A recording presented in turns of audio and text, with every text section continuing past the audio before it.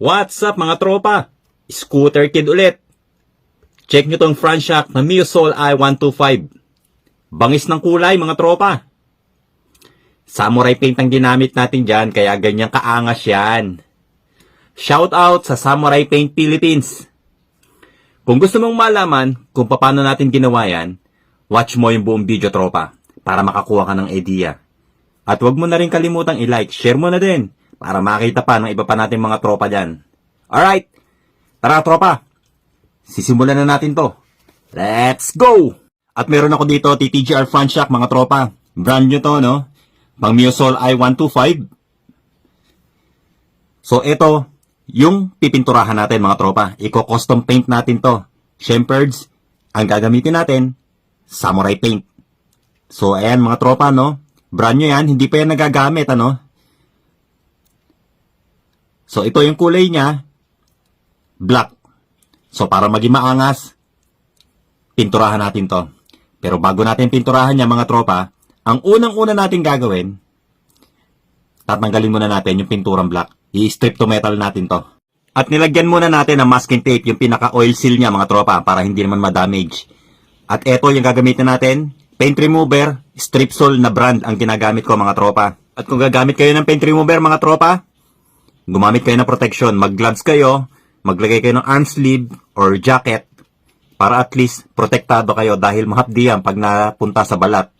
At eto na itsura niya mga tropa after natin may strip no, nilinis nating mabuti, sinabon nating maigi yan para sure ball na wala maiiwan na residue ng paint remover. Nilagyan na rin natin ng tape, panibagong tape para doon sa oil seal at saka doon sa pinaka-telescopic niya para sure ball na hindi magkakaroon ng overspray. So ngayon sisimulan na natin magpintura mga tropa. Magpa-primer na tayo. I-activate muna natin itong 2K04 Epoxy Surfacer mga tropa. So ganito ang pag-activate niyan. Itong red cap na yan, matigas yan mga tropa, hindi mo yan mapipindot no dahil hindi pa activated. Ang gagawin natin, ipupush lang natin to. Once na nag-pop at naglalaro na itong red cap, so tignan nyo, napupush na. Ibig sabihin, na-release na yung hardener niyan sa loob. Tapos, imekos-mekos mo lang mga tropa. Medyo tagalan mo ng kaunti para sure ball na halong-halo yung hardener sa pintura. At ngayon nagbubuga na tayo ng primer mga tropa. Gamit natin 2K04 Epoxy Surfacer. 2K series to mga tropa.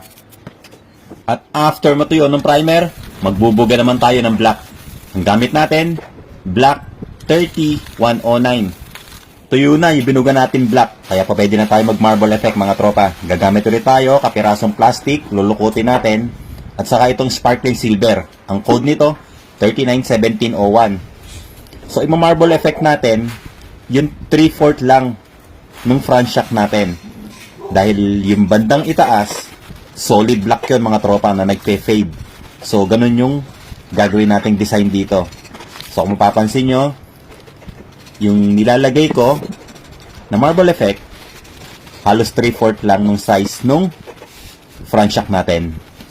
Tapos, bubugahan ulit natin ng black 30109 para magkaroon ng parang vanishing yung kulay niya mga tropa, no? Parang nagpe-fade. Tapos, candy orange naman ang ibubuga natin mga tropa. Ang code nitong candy orange, H618. So, dalawang coats ang nilagay ko rito. 2 to 3 coats po pwede yan mga tropa para magpantay. At after matuyo ng mga ibinuga natin, ikakabit na natin tong cutout stickers natin mga tropa.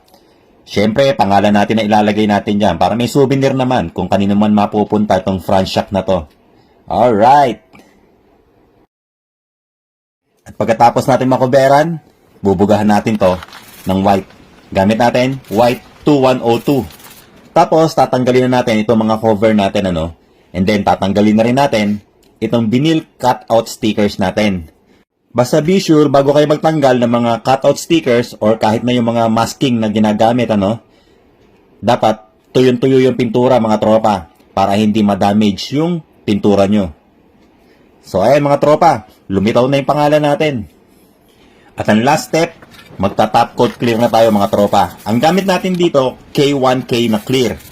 Pero syempre, pwede ka rin gumamit ng 2K01 na top coat clear. Alright mga tropa, Tapos na itong front shock natin ng MSI 125. Tignan mo naman ang kulay mga tropa. Pakaangas. Para nag-aapoy pa nga oh. Ang ganda ng kulay mga tropa. Siyempre, ang bangis din nung nakalagay dyan oh. Scooter Kid. So, ayan mga tropa. Sana may nakuha ulit kayong idea. Sana nakakuha ulit kayo ng kaunting kaalaman kung paano mag-repaint ng front shock. So, dun sa mga nagtatanong kung anong ginamit na paint remover, basta ang ginagamit ko lang mga tropa yung Stripsol. Wala namang ibang special na paint remover, no? So, ayan. Maraming salamat sa lahat ng sumusuporta sa Scooter Kid. Sa lahat ng followers, subscribers, at sa mga star senders, maraming salamat sa suporta. At syempre, maraming salamat sa Samurai Paint Philippines. So, paano mga tropa? Packets ulit next video. Ride safe palagi. Peace!